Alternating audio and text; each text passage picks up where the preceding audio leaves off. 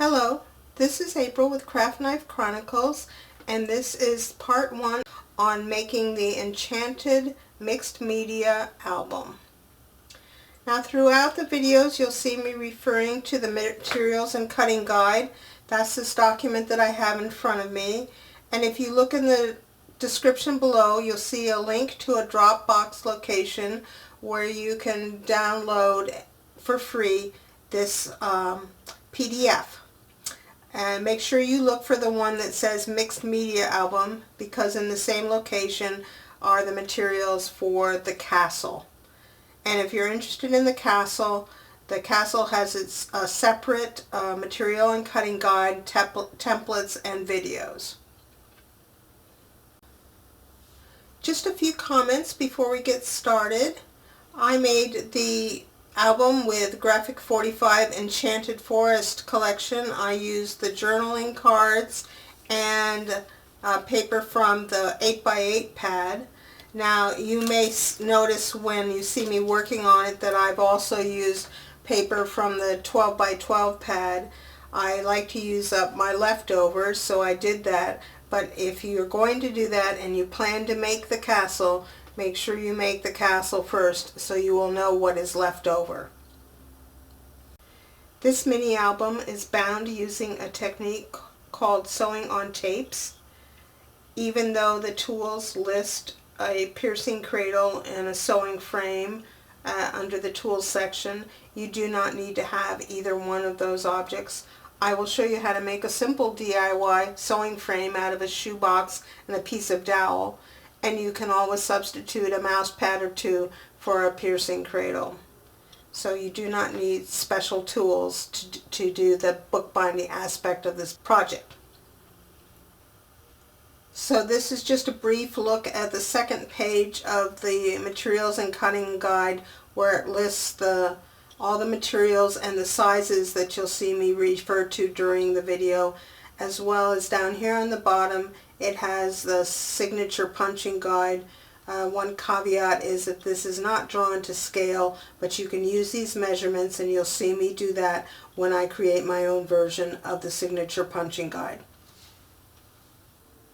So I think we're ready to get started on the project. I hope you will enjoy making the Enchanted Mixed Media Album.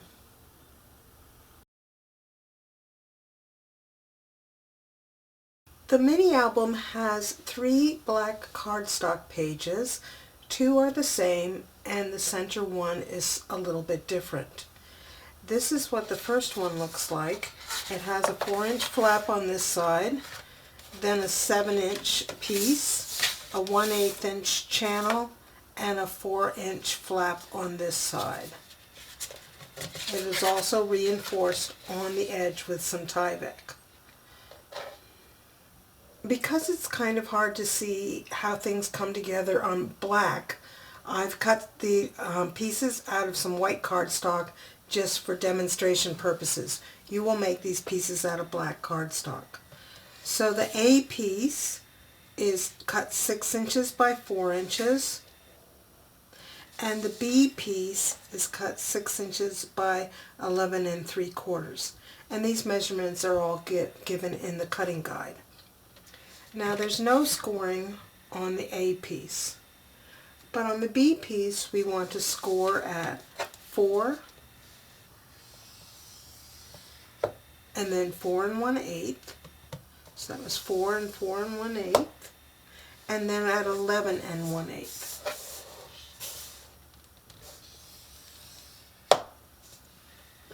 And then we'll go ahead and fold on all of these creases. Now to attach the A piece to the B piece, take the B piece here, and our little tab here is on the left, and our 4-inch flap is on the right. And then on the A piece I've put a row of 1/2-inch score tape along here. I'll remove that backing, and then I'll just stick it inside of that little flap there and give that a good burnish. Now that my flap is burnished on here, we can go ahead and add our Tyvek. Now in the actual page, I took my white Tyvek and colored one side of it black with a marker, and in this demo, this piece of black cardstock is going to represent the Tyvek. Now it's cut 2 by 6, and when you'll put score tape over the whole backing of this, but start with a 1/2 inch piece and then fill in the rest, and you'll see why here in a moment.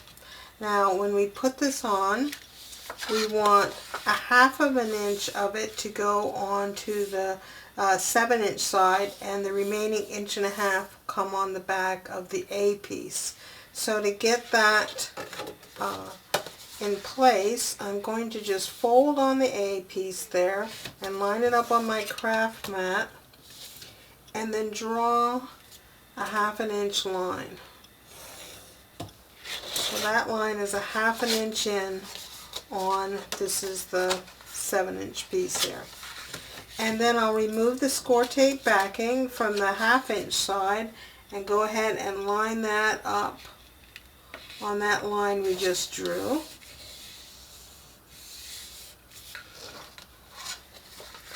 And then you can use your bone folder or anything. This will be easier with a piece of Tyvek, which is more flimsy. But just kind of go along that edge there so that you can get it ready to crease and come around. I find it that it's if you put it on flat, then this piece doesn't want to lay as flat. So this is the way that I like to do it. And once you have that burnish there, go ahead and remove the score tape backing from this side and then burnish it down so that your end result will be like this. I think you can see the difference in color. This won't really show because the definitely won't show on this side, but even on this side, our decorative paper will come so close to the edges that this piece of Tyvek won't show.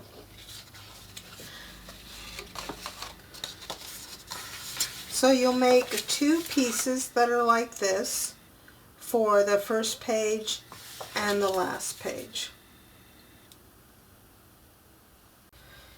Now our center page looks like this. It has 2 4-inch flaps with 1/8 inch channels on either side, and then it's joined, and there's a 1/4 inch channel here on this end. So again, I'm going to demo on some white cardstock. We've got 2 different pieces. Piece C is cut 6 by 12, and piece D is cut 6 by 11 1/8. We need to do some scoring, and on piece C we're going to score at 4, and then 4 1/8, 4, 4 1/8, and then 11 1/8, and 11 3/8. 11 1/8 and 11 3/8. So this makes the 1/8 inch channel for the 4-inch flap, and this makes our 1/4 inch channel that goes next to the spine. And then for piece D, we just have 2 scores, one at 4 and one at 4 1/8. So that was 4 and 4 1/8. And now I'll fold and burnish on all of those score lines. I've burnished all of my creases, and I just have the 2 pieces standing up here so you can see how they're going to go together. Here are the 2 4-inch flaps and the 1/8 inch channel, and then on the end of this one is the 1/4 inch channel with its little tab return. And so here on the D piece, I've added a 1/2 inch of score tape, and I'm going to put that on the outside of this tab here. And when I do that, I'll make sure that I get it aligned right with that end right there. So I'll get that attached and burnished. So now there's our center page. And this is how it looks in the black version with the 1/4 inch channel back here and 2 1/8 inch channels behind the 4 inch flaps.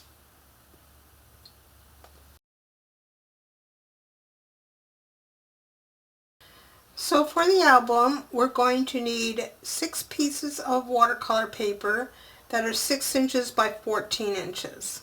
Now what I have here in front of me is a scaled down version of a piece of watercolor paper that is 22 by 30, which is the standard size for a piece of watercolor paper. So you can get the pages out by cutting 3 strips that are 6 inch wide and then cutting them so they're 14 inches long, or tearing them if you prefer to have decal edges. And then you'll have a couple inches left over either in the middle or the sides, depending on where if you're having decals or not. And that will be scrap. And then down here at the bottom there's a piece that should be 4 inches wide, but it may have decal on it. And if it does and you don't want that, you can trim that off. And that's why in the cutting guide it says that the pieces can be slightly smaller if need be. You'll want to try to get 8 pieces that are close to 3 inches by 4 inches out of this remainder. So here are my 6 pieces. I have them folded in half. And I elected to have a torn or a decal edge on these 2 outside edges, and I just have them cut with a knife on the top and the bottom. So there are my 6 watercolor pages that I need.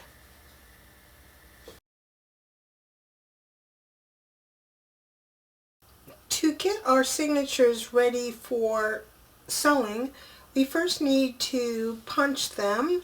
And to do that, we need a punching guide. Now in the materials and cutting guide, there is a drawing of a signature punching guide, but you should not treat it as a template because it is not to scale.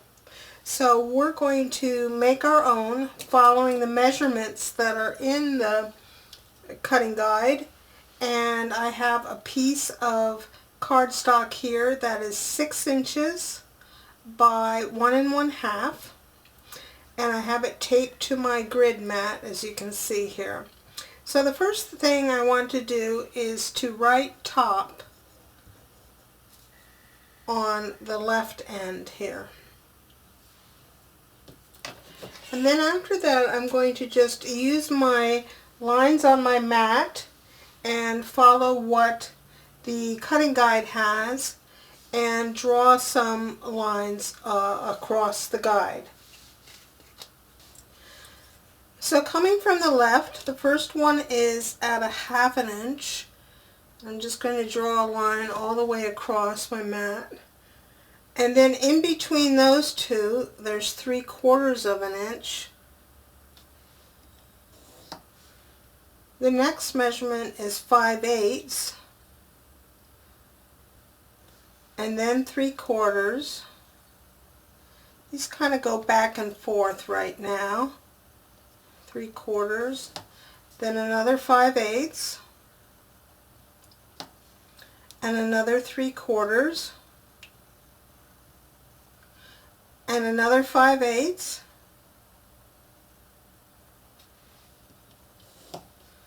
And another 3/4. So now that we've drawn all of our lines on here, we can take this off of our cutting mat and score it down the middle. So just score it at 3/4 inch. Now I've scored it and I have it kind of in the folded position. I have it here at a little bit less than 90 degrees. I'm just making little tick marks in that fold where the lines cross. So now I have this.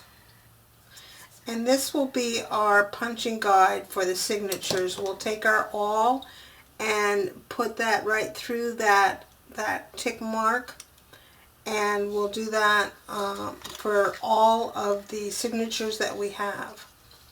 So we'll put this aside. We want to mark our signatures before we start. So I'm starting with my 6 watercolor pages, and I want to open them up and just very lightly up in one. I put them in the top right corner. I'm putting a little T so I know that's the top. And I'll do that for all 6 of the watercolor papers. And then this is my center page, and I'll just open it up. I probably will put that little T right here so I can see it even when the flap is closed like that. And for our front and back, where we have 2, we'll have one where the 4-inch flap is facing to the left. And I only made one sample of this, but your other one, the 4-inch, will be facing to the right side, so your T will go up there. So just make sure you've got one oriented with the flap on the 4-inch flap on the right, and one with the 4-inch flap on the left when you mark your T's. So this is a signature punching cradle, and if you have one of these, you know how to use it with a punching guide in your pages. But I understand that many people don't have one of these, so I'm going to show how to do this with a mouse pad. And so here's my mouse pad. I've got it here because I'm going to need to punch through with my awl through my pages. And in fact, if you have a second one, you can stick that underneath it as well. So what we do here is we take one of our, even though these are single pages, we're treating them like signatures. We look for the T on our page and the top on our guide here, and we make sure that the top and the top are aligned, and then we put that right in that crease.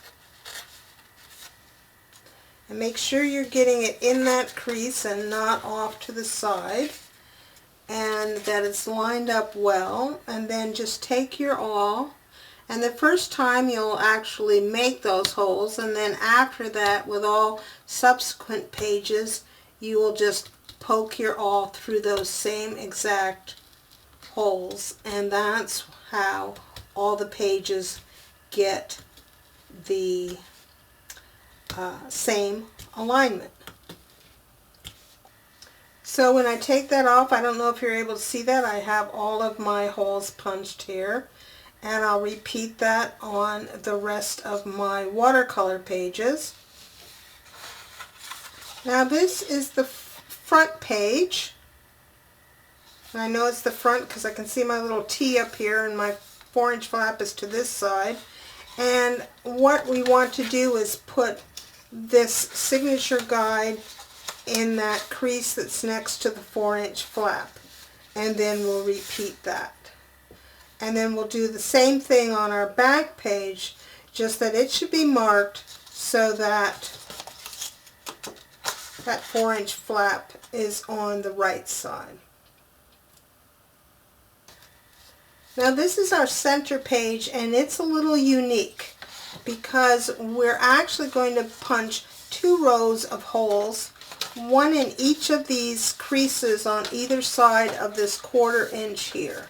So first we'll line up our signature on one of those creases and punch down, and then we'll refold and get it on the other crease and punch going down there, so that we'll have 2 rows of holes on this center page. Now make sure you get everything always aligned properly, and check that you're in the crease if you're having to use a mouse pad. So I'm going to punch all of my pages, and then once you have all of your pages punched, put them in order, From the back, 3 watercolor pages, the middle cardstock page, 3 more watercolor pages, and then the front.